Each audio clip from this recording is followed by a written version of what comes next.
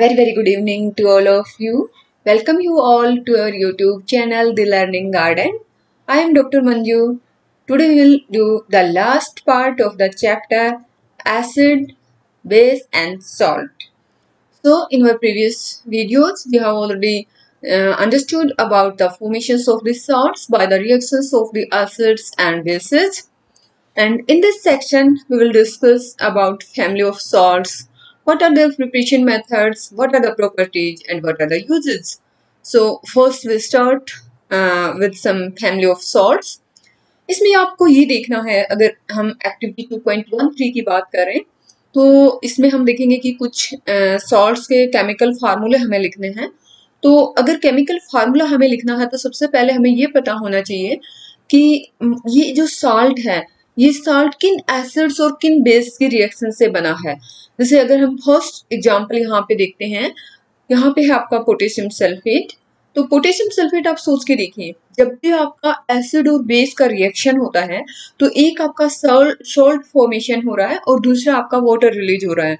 तो आप सोचिए कि your salt is potassium sulphate, so in the formation of the potassium sulphate which what are your acids and bases react।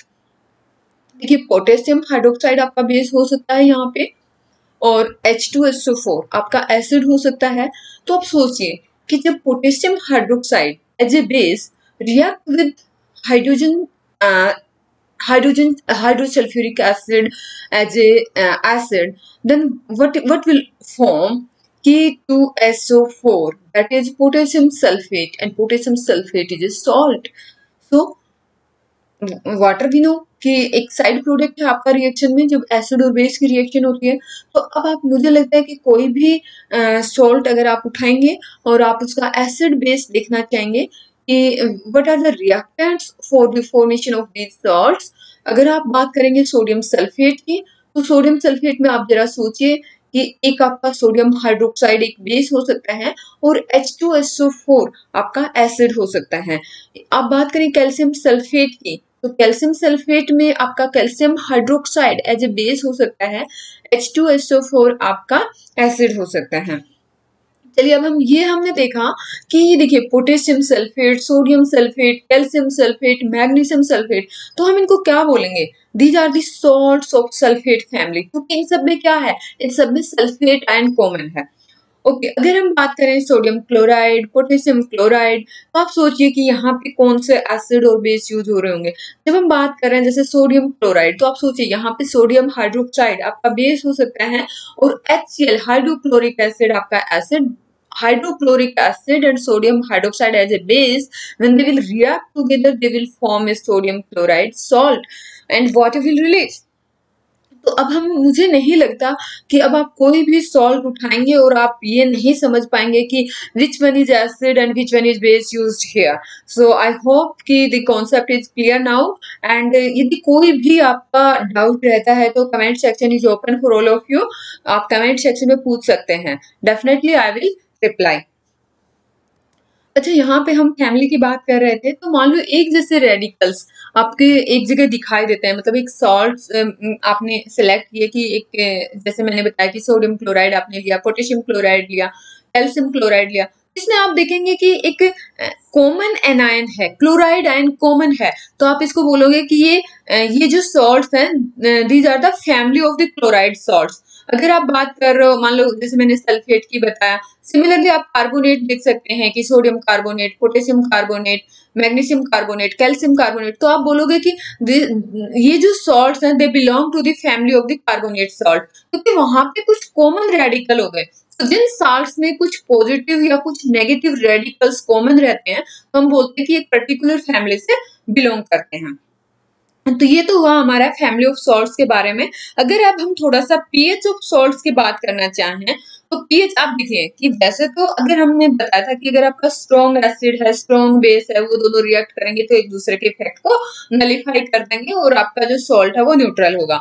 But मान लो आपने ऐसा लिया कि जो आपका एसिड है वो स्ट्रॉन्ग है और बेस है वो आपका वीक है, तो जो वीक बेस है उसकी इतनी एफिशिएंसी नहीं है कि वो एसिड के, क्योंकि एसिड आपका स्ट्रॉन्ग है, एसिड के इफेक्ट को नलीफाई कर सके। तो अब सोचिए, अब जो आपका सोल्ट बनेगा तो उसमें एसिडिक इफेक्ट रहेगा।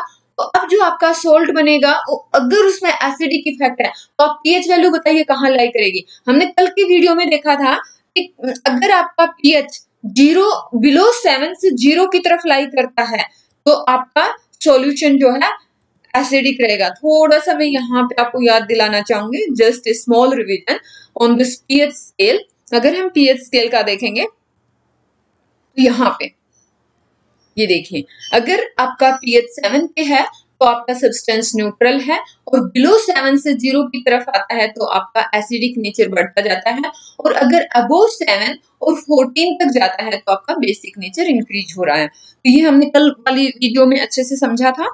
आज हम बात कर रहे हैं कि अगर हमारा सॉल्ट है तो उसका अगर हम पीएच देखेंगे, पीएच हम मान लो आपने सॉल्ट सॉल्यूशन लिया, सॉल्ट को आप वाटर में मिक्स कर लीजिए और मिक्स करके फिर आप उसको पीएच पेपर से टेस्ट कर सकते हैं, और जो ये आपका यूनिवर्सल इंडिकेटर है इसके साथ आप उसका कलर मैच करवा लीजिए। ये वाला जो हमने कल देखा था इसके साथ आप उसका कलर मैच करवा लीजिए, आप देखिए कि उसका पीएच कहाँ पे लाई कर रहा है।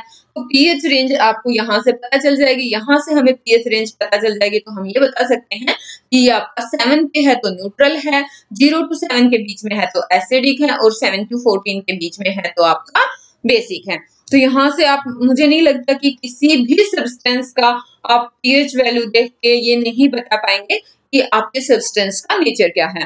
तो ये वाला कॉन्सेप्ट तो आई होप कि एकदम अच्छे से क्लियर है। अब हम देख रहे थे पीएच वाला कॉन्सेप्ट, आई होप कि ये क्लियर हो गया है। अब हम नेक्स्ट देखेंगे। हाँ, जैसे मैंने ये हम डिस्कस कर ही चुके हैं कि अगर आपका मान लो स्ट्रॉन्ग एसिड है और स्ट्रॉन्ग बेस है, अगर वो रिएक्ट करते हैं तो जो आपका सॉल्ट होगा वो न्यूट्रल होगा, और न्यूट्रल होगा तो पीएच वैल्यू आपकी 7 होगी। लेकिन अगर आपका सॉल्ट स्ट्रॉन्ग एसिड है, बेस वीक है, तो आपका जो बेस है वो इतनी एफिशिएंसी नहीं रखता है कि पूरे के पूरे एसिड को न्यूट्रल कर सके, या हम यूं कहें कि सारे के सारे एसिड इफेक्ट को नेगलिफाई कर सके। तो आपका जो सोल्ट बनेगा उसमें एसिडिक इफेक्ट रहेगा, तो आपका जो पीएच वैल्यू है वो लेस देन 7 रहेगा। ऑन दी अदर हैंड अगर हम ये कहें कि आपका बेस जो है स्ट्रॉन्ग है और आपका एसिड वीक है, तो वीक एसिड है तो उसकी इतनी एफिशिएंसी नहीं होगी कि वो बेस के स्ट्रॉन्ग बेस के इफेक्ट को नलीफाई कर सके। तो इन दैट केस आपका जो सोल्ट होगा वो बेसिक इन नेचर होगा, और बेसिक इन नेचर होगा तो पीएच वैल्यू मोर देन 7 होगा। अच्छा, अब हम बात करेंगे कि जो कॉमन सॉल्ट्स है, कॉमन सॉल्ट जो हम घरों में यूज करते हैं वो है सोडियम क्लोराइड। इसका मतलब इसमें जो केमिकल यूज होते हैं वो है, मतलब अगर हम देखेंगे इसका फॉर्मेशन कैसे होता है, तो फॉर्मेशन अगर हम सोडियम हाइड्रोक्साइड बेस और हाइड्रोक्लोरिक एसिड को मिक्स कर दें तो हमें सोडियम क्लोराइड मिलता है। तो ये तो है इसकी केमिकल रिएक्शन। लेकिन अगर हम कॉमन सॉल्ट की बात करें तो कॉमन सॉल्ट जो मतलब हम घरों में खाने में यूज करते हैं उसी नमक की मैं बात कर रही हूँ, साधारण नमक की मैं बात कर रही हूँ। ये एक न्यूट्रल सॉल्ट होता है और ये हमें सी वाटर से मिलता है। मतलब ऐसा जो जो कॉमन सॉल्ट है उसको हमें प्रिपेयर ऐसे नहीं करना पड़ता कि हाइड्रोक्लोरिक एसिड और सोडियम हाइड्रोक्साइड मिक्स करें और फिर हम जो घरों में नमक मिलता है उसको यूज करें। नहीं, वो एक केमिकल रिएक्शन हम बता रहे हैं। लेकिन कॉमन सॉल्ट जो जो सी वाटर है उसमें बहुत सारा, मतलब इवन रॉक सॉल्ट आपने सुना होगा, क्योंकि ये जो NaCl है ये सी वाटर में बहुत ज्यादा अमाउंट में प्रेजेंट है, और जो सोडियम क्लोराइड है वो जो सॉल्ट सी वाटर में प्रेजेंट है वहां से प्योरीफाई किया जाता है, सेपरेट किया जाता है, और जो सॉलिड सॉल्ट जो समुद्र में मिलता है उसकी लेयर डिपॉजिट हो जाती है, रॉक्स बन जाती हैं। और आपने सुना होगा रॉक सॉल्ट का नाम, वो वही है कि जो लार्ज क्रिस्टल्स सी वाटर में प्रेजेंट रहते हैं, या हम यूं कहें कि सी का मतलब जैसे सी का वाटर लेवल मान लो थोड़ा सा नीचे चला जाता है तो सी बीच पे आपको कई बार ऐसी लेयर्स मिलेंगे सॉल्ट्स के। फिर कई बार ऐसा भी होता है कि जो मान लो कुछ ऐसे सीज हैं जो हम बोलते हैं कि बाइगोन एजेस ड्राई अप हो गए हैं, मतलब बहुत पहले थे लेकिन अब वो एरिया ड्राई हो गया है, तो वहां पे भी आपको रॉक सॉल्ट्स की लेयर्स मिलेंगी, बेड्स मिलेंगे। बिल्कुल जैसे कोल की माइंस मिलती हैं ऐसे ही आपको रॉक सॉल्ट्स की माइंस मिलती हैं, और वहां से मतलब एक्सट्रैक्ट किया जाता है, प्योरीफाई किया जाता है, और जो हम घरों में नमक यूज करते हैं वो सी वाटर से निकाला जाता है। लेकिन अब ये देखिए, ये जो सी वाटर ने ये तो देख लिया सॉरी, ये जो कॉमन सॉल्ट है, हम कॉमन सॉल्ट की यहाँ बात कर रहे हैं, तो जो कॉमन सॉल्ट है ये बनाया कैसे जाता है, ये हमने देखा कि ये केमिकल रिएक्शन है, और केमिकल रिएक्शन में जो हमारा हाइड्रोक्लोरिक एसिड और सोडियम हाइड्रोक्साइड को अगर हम मिक्स कर देंगे तो हमारा सोडियम क्लोराइड बन जाता है। लेकिन जो हम यूज कर रहे हैं वो हम यूज कर रहे हैं जो हमें नेचर में अवेलेबल कॉमन सॉल्ट है, नेचर में अवेलेबल जो सॉल्ट है उससे हम उसको प्योरीफाई करके हम अपने घरों में यूज करते हैं। अच्छा, ये हमें नेचर में इतना लार्ज अमाउंट में अवेलेबल है, अब इससे हम और क्या क्या बना सकते हैं, और हम बना सकते हैं जैसे सोडियम हाइड्रोक्साइड हम इससे बना सकते हैं। ओके, एक यहाँ पे एक पॉइंट मिस हो गया है, वो है महात्मा गांधी दांडी मार्च का। उन्होंने नमक आंदोलन एक चलाया था महात्मा गांधी जी ने during our struggle for freedom. तो ये उस टाइम में जो हमारा नमक है वो एक इम्पोर्टेंट सिंबल बन गया था इन अवर स्ट्रगल फॉर फ्रीडम। अगर हम बात करें तो आपको थोड़ा सा हिस्ट्री में अगर आप देखेंगे तो महात्मा गांधी ने एक नमक तोड़ो कानून चलाया था, दांडी मार्च, दांडी यात्रा की थी, और उन्होंने मतलब कि हाँ अपना नमक जो है कैसे यूज करना है बताया था। चलिए अब हम साइंस में आगे बढ़ते हैं कि ये जो NaCl है, NaCl जो हमें सी से मिलता है, इससे हम और क्या क्या बना सकते हैं। इवन जो डे टू डे लाइफ में सब्सटेंसेज यूज होते हैं, बहुत ही इंपॉर्टेंट सब्सटेंसेज, वो हम NaCl से कैसे बनाते हैं, आज की वीडियो हमारा मेन उसी टॉपिक पे रहेगा। तो हमने बताया कि जो कॉमन सॉल्ट है वो बहुत सारे केमिकल्स के लिए रॉ मटेरियल का काम करेगा। तो अगर हम बात करें कि जैसे सबसे पहले हम सोडियम हाइड्रोक्साइड की बात करते हैं। सोडियम हाइड्रोक्साइड वैसे तो हमारा एक केमिकल रिएक्शन हम देखें तो सोडियम हाइड्रोक्साइड HCl के साथ रिएक्ट करके आपका NaCl बना सकता है, लेकिन वो एक केमिकल रिएक्शन, उसकी जरूरत होगी तो ही हम उस प्रोसेस को यूज करेंगे। लेकिन अगर हम यूं कहें कि नमक हमें जब मिल रहा है, नेचर में इतना अवेलेबल है, तो हम केमिकल रिएक्शन से क्यों बनाएंगे। तब तो अब जब हमारे पास ये वाला अमाउंट ज्यादा है तो इससे हम NaOH ना एक्सट्रैक्ट करेंगे, और NaOH की बहुत सारी एप्लीकेशन है। तो NaCl से हम NaOH कैसे बनाएंगे, ये एक इलेक्ट्रोकेमिकल प्रोसेस यूज होता है जिसका नाम है क्लोर अल्कली प्रोसेस। क्लोर अल्कली प्रोसेस, ये देखिए इसमें क्या करते हैं, इसमें हम NaCl को वाटर के साथ मिक्स कर देते हैं। तो इस ये NaCl वाटर के साथ जब हम मिक्स कर देते हैं तो इसको हम बोलते हैं ब्राइन, है ना। तो इलेक्ट्रिसिटी पास करते हैं through the aqueous solution of the sodium chloride, और जो aqueous solution of sodium chloride है इसको बोलते हैं ब्राइन, नमकीन जिसका मतलब होता है। अब जब हम इसमें से इलेक्ट्रिसिटी पास करते हैं तो आप ये देखिए, यहाँ से फिगर से मैं आपको समझाने की कोशिश करती हूँ। ये देखिए, ये आपका NaCl था, तो NaCl आपका किस में डिसोसिएट हो जाएगा, सोडियम आयन में और क्लोराइड आयन में। वाटर में हमने मिक्स किया था, तो जब हम इलेक्ट्रिसिटी इसमें पास करेंगे तो वाटर आपका किस में डिसोसिएट हो जाएगा, H आयन और OH आयन में। अब जो सोडियम आयन और हाइड्रोक्साइड आयन ये मिलके आपका क्या बना देंगे, NaOH। NaOH वही हम बनाने की कोशिश कर रहे थे कि हमें NaOH बनाना है NaCl से, तो कैसे बनाएंगे। अब हाइड्रोजन आयन आपस में जुड़ के हाइड्रोजन गैस बनाएंगे, और ये हमने बताया था ना कि इलेक्ट्रोलिसिस मेथड से हम बना रहे हैं। तो एक हमारा हमने दो इलेक्ट्रोड लिए, एक हमारा एनोड है, दूसरा इलेक्ट्रोड हमारा कैथोड है, हम इनको बैटरी से कनेक्ट कर देते हैं, और जब हम इसमें से करंट पास करते हैं तो ये जो हमारा NaCl है वो आयंस में डिसोसिएट होगा, हमारा वाटर है वो आयंस में डिसोसिएट होगा। ये यहाँ पे एक मेम्ब्रेन लगाई है, तो इसमें जो कैथोड की तरफ है हमारा हाइड्रोजन गैस कैथोड की तरफ जाएगा, और क्लोरीन गैस, क्लोराइड आयन आपस में जुड़ के क्लोरीन गैस बनाएंगे, क्लोरीन गैस हमारा एनोड की तरफ जाएगा। अब ये देखिए इस रिएक्शन में, ये जो रिएक्शन थी, ये आपका NaCl वाटर के साथ मिक्स किया, इसमें करंट पास किया, तो इससे हमारा क्या क्या बनेगा, इससे हमारा बना सोडियम हाइड्रोक्साइड, इससे हमारी बनी क्लोरीन गैस, इससे हमारा बना हाइड्रोजन गैस। तो ये देखिए कि इसका जो नाम दिया प्रोसेस का Cl2 से आपका क्लोर ले लिया।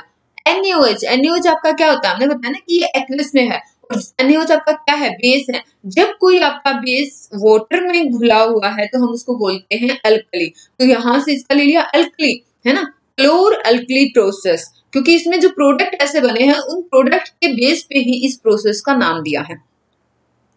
हमने बताया कि क्लोरीन गैस आपका एनोड पे निकलेगा, हाइड्रोजन गैस आपका कैथोड पे निकलेगा, और ये जो सोडियम हाइड्रोक्साइड सॉल्यूशन बनेगा ये आपका कैथोड के पास में बनेगा, और यहाँ से इसको एक्सट्रैक्ट कर लिया जाता है।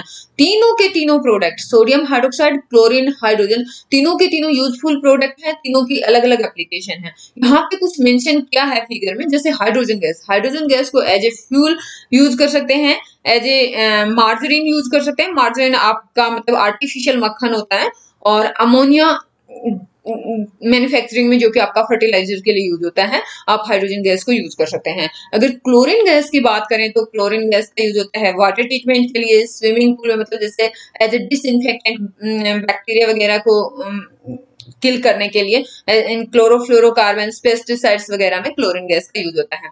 अब जो हमने सोडियम हाइड्रोक्साइड बनाया, मतलब ऐसा तो किसी चीज को बनाते नहीं है, मतलब इतनी मेहनत करेंगे, इलेक्ट्रोलिसिस प्रोसेस लगाया है, तो कोई ना कोई पर्पज होगा ना, तभी तो हम ये जो बना रहे हैं। तो NaOH का अगर कोई एप्लीकेशन ही नहीं है तो बनाने का कोई मतलब नहीं है। तो अब हम देखेंगे कि इस NaOH का कहाँ यूज होता है। जैसे मेटल को डिग्रीज करने में, मतलब जब मेटल को प्योरीफाई करना रहता है, सोप्स की मैन्युफैक्चरिंग में, डिटर्जेंट्स में, पेपर मैन्युफैक्चरिंग में, और आर्टिफिशियल फाइबर बनाने हों, तो ये बहुत सारी जगह पे आपका सोडियम हाइड्रोक्साइड यूज होता है। तो सोडियम हाइड्रोक्साइड हमने किससे बनाया? नमक से बनाया, साधारण नमक से बनाया, NaCl कॉमन सॉल्ट से हमने NaOH बनाया है। नेक्स्ट हम देखेंगे कि कॉमन सॉल्ट से क्या बना सकते हैं। Bleaching powder. Bleaching powder, bleaching powder किससे बनेगा ये देखिए। अब हमने ये बताया था कि जो आपका कैल्शियम ऑक्साइड, चूना, चूना इजीली अवेलेबल होता है। कैल्शियम ऑक्साइड को अगर वाटर के साथ मिक्स कर देंगे तो आपका कैल्शियम हाइड्रोक्साइड बन जाएगा। और कैल्शियम हाइड्रोक्साइड में से अगर हम क्लोरीन गैस पास करेंगे तो आपका बनेगा CaOCl2। और CaOCl2 केमिकल फार्मूला है ब्लीचिंग पाउडर का। ब्लीचिंग पाउडर का केमिकल फार्मूला है। अच्छा, अब ये देखिए हमने यहाँ पे क्या यूज किया है? Chlorine gas. और ये क्लोरीन गैस हमने कहाँ से निकाली? अभी अभी हमने जो फिगर 2.8 समझा था, इसमें जो हमने ये इलेक्ट्रोलिसिस प्रोसेस देखा था कि NaCl कहाँ से निकाली है? NaCl से। NaCl को जब वाटर के साथ मिक्स किया, करंट पास किया, तो हमारी क्लोरीन गैस निकली थी। और उसी क्लोरीन गैस को हमने यूज किया है ब्लीचिंग पाउडर मैन्युफैक्चरिंग में, है ना। तो ये आप देखिए कि जो क्लोरीन प्रोड्यूस हुई थी, ये इलेक्ट्रोलिसिस प्रोसेस के दौरान, सोडियम क्लोराइड एक्वस की इलेक्ट्रोलिसिस प्रोसेस के दौरान जो क्लोरीन प्रोड्यूस हुई थी, उस क्लोरीन गैस को हमने ब्लीचिंग पाउडर की मैन्युफैक्चरिंग के लिए यूज किया है। और ये जो ब्लीचिंग पाउडर है, ये कैसे प्रोड्यूस हुआ? क्योंकि ब्लीचिंग पाउडर हमने बताया कि जब आपका CaOH जो है, जो कि स्लेक्ट लाइम है, उसके ऊपर से जब हम क्लोरीन गैस पास करते हैं तो आपका CaOCl2 बनता है। ऑल्दो इसकी एक्चुअल कंपोजिशन वेरी कर सकती है, थोड़ा सा कॉम्प्लेक्स रहता है, बट यहाँ पे हमने समझने के लिए देखा कि हमारा ब्लीचिंग पाउडर कैसे बनता है। अब हम देखेंगे कि चलो, मैंने जैसे बताया कि अगर हम कोई भी सब्सटेंस बना रहे हैं, ये हमने किससे बनाया? NaCl से। NaCl से हमने कैसे बनाया? क्योंकि हम वही देख रहे हैं ना कि NaCl से हम क्या क्या बना सकते हैं। तो सबसे पहले हमने देखा कि कैसे NaOH बना सकते हैं। जब NaCl का हमने इलेक्ट्रोलिसिस प्रोसेस देखा था कि वाटर के साथ मिक्स करके तो क्लोरीन गैस रिलीज हुई थी। क्लोरीन गैस को जब CaOH चॉइस के ऊपर से पास करवाया, कैल्शियम हाइड्रोक्साइड के ऊपर से पास करवाया, तो हमारा CaOCl2 ब्लीचिंग पाउडर बना। अब ब्लीचिंग पाउडर का यूज नहीं होगा तो बनाने का मतलब ही क्या है? तो ऑब्वियसली इसका कुछ यूज होगा। अगर हम यूज करें तो जितने भी, मतलब जैसे टेक्सटाइल इंडस्ट्री की हम बात करें, आपका कॉटन है, लिनन है, तो उन सब की ब्लीचिंग के लिए आपका ब्लीचिंग पाउडर यूज होता है। इवन पल्प फैक्ट्री में, जैसे पेपर फैक्ट्री में जो वुड का पल्प होता है, जैसे पेड़ से आपका वुड है, उससे पल्प निकाला, तो उस जो वुड का पल्प है उसकी ब्लीचिंग के लिए, उसको साफ करने के लिए भी आपका ब्लीचिंग पाउडर यूज होता है। और वॉशिंग में भी आपका ब्लीचिंग पाउडर यूज होता है, लॉन्ड्री वगैरह में। और ब्लीचिंग पाउडर आपका एक ऑक्सीडाइजिंग एजेंट का काम करता है बहुत सारी केमिकल इंडस्ट्रीज में। ऑक्सीडाइजिंग एजेंट हमने बताया था कि जो दूसरों के ऑक्सीडेशन में हेल्प करे, खुद रिड्यूस हो जाए एंड हेल्प इन ऑक्सीडेशन, वो आपके ऑक्सीडाइजिंग एजेंट होते हैं। और अगर ड्रिंकिंग वाटर को जर्म्स फ्री करना है तब भी हम ब्लीचिंग पाउडर यूज करते हैं। तो ये हमने देखा bleaching powder formation, sodium hydroxide formation. Third one हम देखेंगे बेकिंग सोडा फॉर्मेशन। अगर बेकिंग सोडा की हम बात करें तो बेकिंग सोडा आप हर घर में, किचन में यूज होता होगा, क्योंकि बहुत सब लोग जो है अच्छे अच्छे पकोड़े, समोसा सब खाते हैं, केक वगैरह, तो वहां पे बेकिंग सोडा यूज होता है। फास्टर कुकिंग होती है बेकिंग सोडा यूज करने पे। तो अब हम ये देखेंगे कि बेकिंग सोडा बनता कैसे है, और वो भी हम किससे बात कर रहे हैं? कॉमन सॉल्ट NaCl से बेकिंग सोडा कैसे बनता है। तो अगर हम बात करें केमिकल फार्मूला ये बेकिंग सोडा का, तो केमिकल फार्मूला है सोडियम हाइड्रोजन कार्बोनेट। और ये रिएक्शन होती है, सोडियम हाइड्रोजन कार्बोनेट के सिंथेसिस के लिए जो रिएक्शन होती है वो यहाँ पे दिखाई है। ये देखिए, सोडियम क्लोराइड आपका साधारण नमक लिया, उसको उसके अंदर वाटर मिक्स किया, CO2 गैस उसके अंदर मिक्स, मतलब उसको उसके ऊपर से CO2 गैस पास करी, अमोनिया गैस पास की, और उसके मिक्सचर के थ्रू। और फिर आप देखेंगे कि आपका अमोनियम क्लोराइड एक प्रोडक्ट बना और दूसरा प्रोडक्ट आपका बना है sodium hydrogen carbonate. I think reaction आपको समझ में आ गई होगी। सोडियम क्लोराइड के अंदर आपने वाटर डाला और जो मिक्सचर है उसमें से CO2 गैस पास की, अमोनिया गैस पास की, और जो आपका प्रोडक्ट बनेगा, एक प्रोडक्ट आपका बनेगा सोडियम हाइड्रोजन कार्बोनेट। ये जो सोडियम हाइड्रोजन कार्बोनेट है यही आपका बेकिंग सोडा है जो आपका किचन में यूज होता है। दूसरा आपका प्रोडक्ट है अमोनियम क्लोराइड। अच्छा, अब आपको क्या करना है, अगर हमने जैसे पीएच अभी पढ़ा था लास्ट वीडियो में, अगर आप सोडियम हाइड्रोजन कार्बोनेट का पीएच देखेंगे तो आप थोड़ा सा बताइए कि क्या हो सकता है। अच्छा, एक मैं बता दूं, अब आप मतलब जो सोडियम हाइड्रोजन कार्बोनेट है, एसिडिक इफेक्ट को न्यूट्रलाइज करने के लिए आपका सोडियम हाइड्रोजन कार्बोनेट यूज किया जाता है। तो अब मैंने आपको इतना हिंट दे दिया है कि एसिड को न्यूट्रल करने के लिए आपका सोडियम हाइड्रोजन कार्बोनेट यूज होता है। तो अब आप मुझे बता सकते हैं कि इसकी पीएच रेंज क्या होगी, क्योंकि अगर एसिड को न्यूट्रल करना है तो ऑब्वियसली हम बेस यूज करेंगे, और बेस यूज करेंगे तो इसका जो पीएच रेंज है वो 7 से ज्यादा होगी। अगर मैं एग्जैक्टली आपको बताऊं तो ये 8.4 के अराउंड होता है सोडियम हाइड्रोजन कार्बोनेट का पीएच। सॉरी, जो आपका सोडियम हाइड्रोजन कार्बोनेट है ये एक mild non corrosive basic salt रहता है, और जब हम इसको हीट करते हैं, ये देखिए ये रिएक्शन दिखाई है, जब हम इसको हीट करेंगे तो आपका sodium carbonate plus water plus CO2 release होगा। तो यहां से जब सोडियम हाइड्रोजन कार्बोनेट को हम हीट करेंगे तो याद करो कि कौन सी गैस निकल रही है, CO2 गैस निकल रही है। और आपने देखा होगा कि घरों में बहुत बार हम कुकिंग में बेकिंग सोडा यूज करते हैं। अब ये यूज ऑफ बेकिंग सोडा की हम बात करें तो बेकिंग पाउडर किचन में अगर जब केक पेस्ट्री वगैरह जब बनाते हैं तो आपका बेकिंग पाउडर भी यूज होता है। तो वो बेकिंग पाउडर किससे बनता है, ये बेकिंग सोडा से बनता है। बेकिंग सोडा आपका क्या है, NaHCO3, और NaHCO3 से आपका क्या बना है, बेकिंग पाउडर बनता है। बेकिंग पाउडर कैसे बनता है, बेकिंग पाउडर बनाने के लिए हम क्या करेंगे कि ये जो हमारे पास सोडियम हाइड्रोजन कार्बोनेट है इसमें थोड़ा सा हम माइल्ड एडिबल एसिड ऐड कर देंगे। अगर हम थोड़ा सा माइल्ड एडिबल एसिड जैसे टार्ट्रिक एसिड हो गया, वो हम सोडियम हाइड्रोजन कार्बोनेट हमारा क्या है, बेकिंग सोडा। तो अगर मैं बहुत ही सिंपल भाषा में बोलूं कि अगर हम बेकिंग सोडा के साथ जो माइल्ड एसिड है, एडिबल एसिड होना चाहिए जो हम खाने में यूज करते हैं, वो उसके साथ मिक्स कर देंगे तो हमारा बेकिंग पाउडर बन जाता है। और जब बेकिंग पाउडर को हम हीट करते हैं या वाटर के साथ मिक्स करते हैं तो फिर से हमारा CO2 गैस रिलीज होता है, H2O और सोडियम सॉल्ट ऑफ एसिड बनेगा। तो ये देखिए, अब ये बताइए कि जब हम ब्रेड या केक जब बनाते हैं और उसमें हम baking soda baking powder use करते हैं तो वो कैसे सॉफ्ट और स्पंजी हो जाता है, कैसे हो जाता है, क्योंकि जब हम उनको हीट करते हैं तो CO2 गैस रिलीज होती है, और यही CO2 आपके केक को, आपकी ब्रेड को, आपके जो भी आइटम्स इस तरह के हैं उनको सॉफ्ट और स्पंजी बनाती है। तो यहाँ पे सोडियम हाइड्रोजन कार्बोनेट, जैसे हमने बताया कि इसका पीएच जो है वो 8.4 के अराउंड है। तो ये आपका एंटासिड एक इंग्रेडिएंट यूज हो सकता है। अल्कलाइन इन नेचर है, अल्कलाइन मतलब आपका जो भी बेस वाटर में सोल्यूबल होगा वो अल्कलाइन होता है। तो जो मान लो स्टमक में, कई बार हमने बताया था कि एसिडिटी की प्रॉब्लम हो जाए बॉडी में, मतलब स्टमक में एक्सेस में एसिड रिलीज हो जाए, तो उसको न्यूट्रलाइज करने के लिए हम बेकिंग सोडा यूज कर सकते हैं। और इवन इसका यूज जो फायर एक्सटिंग्विशर्स हैं उनमें भी बेकिंग सोडा यूज होता है। अब हम बात करेंगे वॉशिंग सोडा की।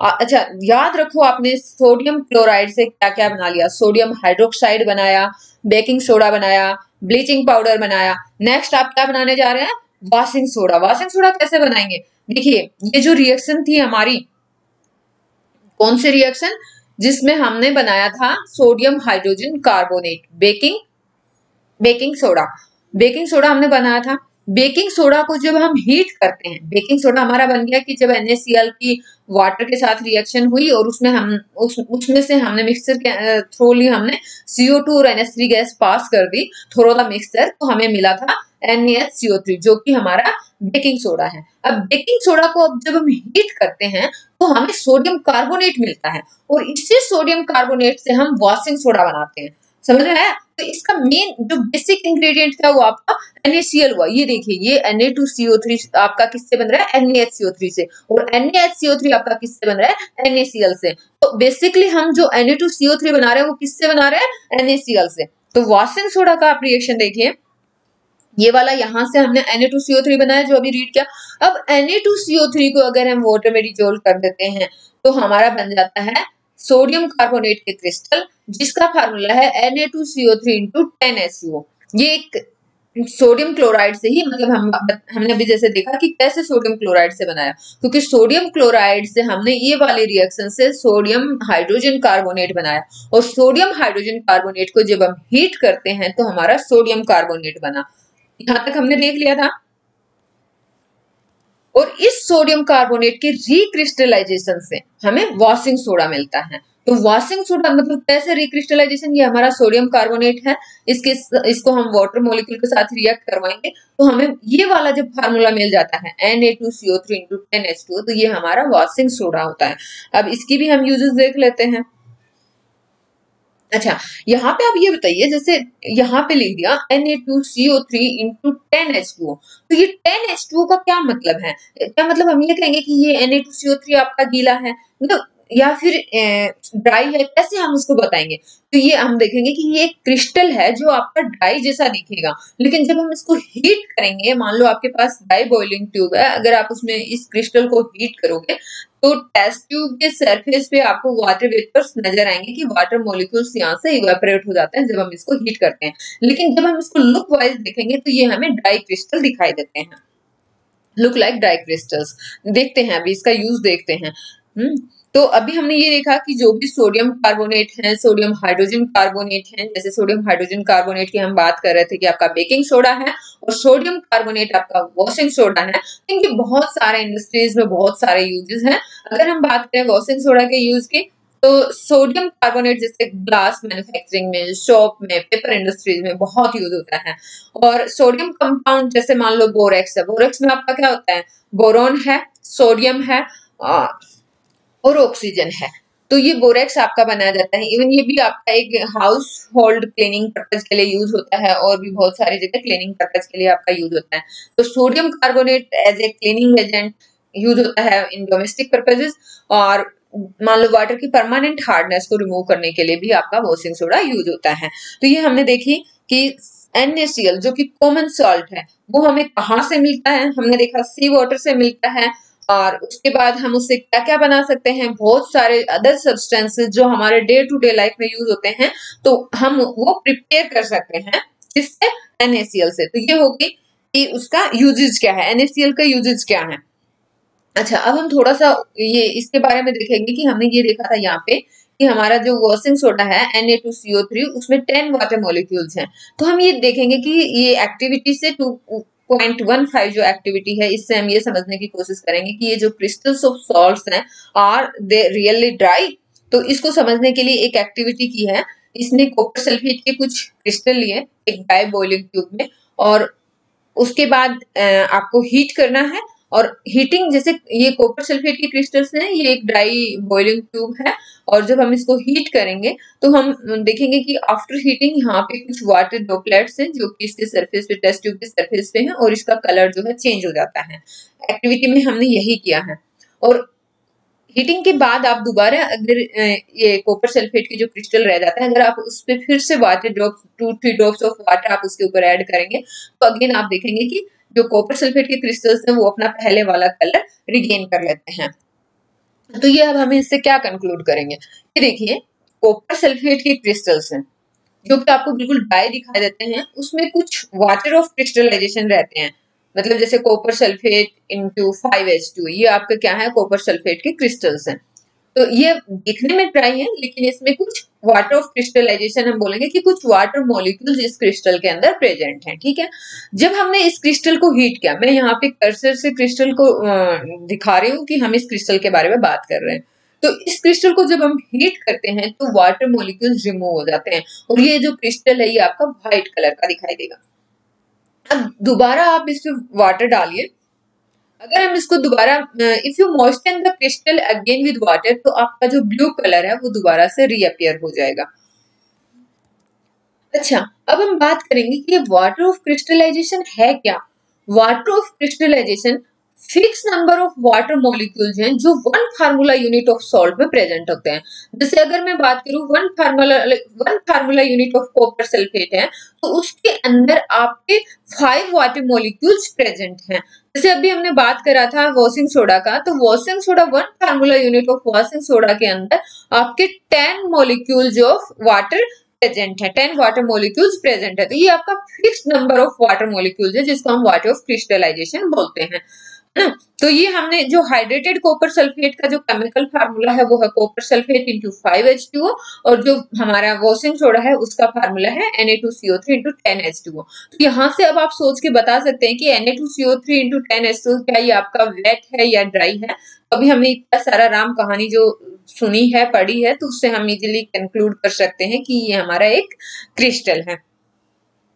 अच्छा, एक और हम क्रिस्टल की बात करेंगे जिसमें वाटर ऑफ क्रिस्टलाइजेशन जिसमें मॉलिक्यूल में रहते हैं, ये है एक जिप्सम। जिप्सम में क्या है कि इसके अंदर 2 वाटर मॉलिक्यूल्स ऑफ क्रिस्टलाइजेशन रहते हैं कैल्शियम सल्फेट के साथ। जिप्सम का फार्मूला है कैल्शियम सल्फेट इंटू 2H2O। अब ये जिप्सम यूज कहाँ होता है? आपने देखा होगा कि अगर कभी भी चोट लग जाती है, बोन फ्रैक्चर हो जाता है, तो प्लास्टर उसके ऊपर प्लास्टर लगाया जाता है कि वो जल्दी से जुड़ जाए। तो ये जो प्लास्टर ऑफ पेरिस है, उसी प्लास्टर को यूज किया जाता है। तो हमने बताया कि कैल्शियम सल्फेट इंटू 2H2O ये आपका जिप्सम होता है, और इस जिप्सम को अगर हम 373 केल्विन पे हीट करेंगे तो आपका प्रोडक्ट आता है कैल्शियम सल्फेट हेमीहाइड्रेट, मतलब कैल्शियम सल्फेट उसके साथ हाफ वाटर मॉलिक्यूल एसोसिएटेड है। तो इसको हम बोलते हैं, इस फार्मूले को calcium sulphate into half water molecule, इसको बोलते हैं प्लास्टर ऑफ पेरिस।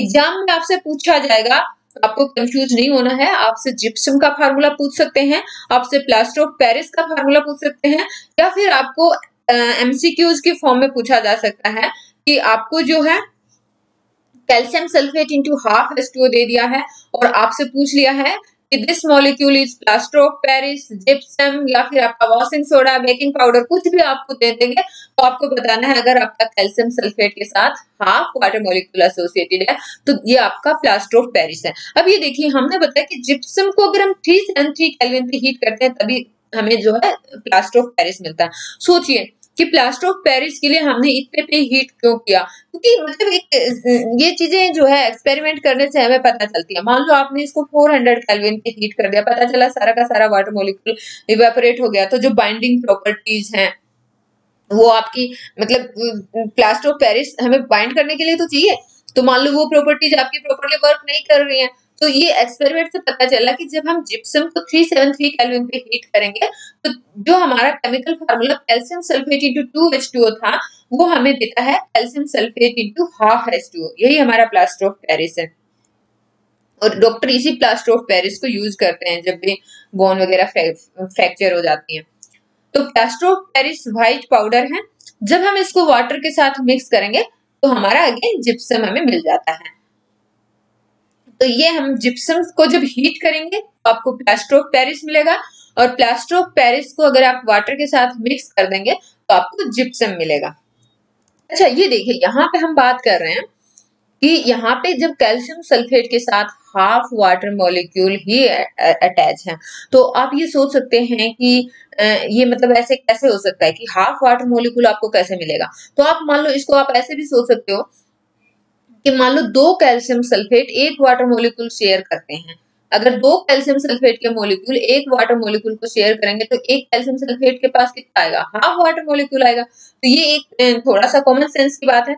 उसके बाद अगर हम इसकी एप्लीकेशन देखें प्लास्टर ऑफ पेरिस की, तो प्लास्टर ऑफ पेरिस का हमने बताया कि एक तो डॉक्टर इसका जो यूज करते हैं प्लास्टर लगाने में, दूसरा टॉयज मेकिंग में, डेकोरेशन मटेरियल बनाने में, या फिर कहीं भी जैसे सरफेस को स्मूथ करना है तो वहां पे प्लास्टर ऑफ पेरिस यूज होता है। अच्छा, यहाँ पे जो लास्ट में एक इंटरेस्टिंग पॉइंट दिया है, एक इंटरेस्टिंग लाइन लिखी है कि आपको ये बताना है कि कैल्शियम सल्फेट हेमीहाइड्रेट को प्लास्टर ऑफ पेरिस नाम क्यों दिया है। तो आप इसको कमेंट सेक्शन में लिख सकते हैं, बता सकते हैं। बाकी इसका थोड़ा सा इंटरेस्टिंग फंडा ये है कि जो प्लास्टर ऑफ पेरिस हम जिप्सम से निकालते हैं, तो ये जो जिप्सम है ये पेरिस के पास में मिला था, और इसलिए इसका नाम जो है हमने प्लास्टर ऑफ पेरिस रख दिया है। तो अभी इस वीडियो को हम यहीं पे एंड करते हैं। क्वेश्चन मैंने बताया कि एक बार जब चैप्टर्स हो जाएंगे उसके बाद हम रिवीजन वीडियो करेंगे, और जब भी एग्जाम पास में आएगा तो हम क्वेश्चंस भी कर लेंगे।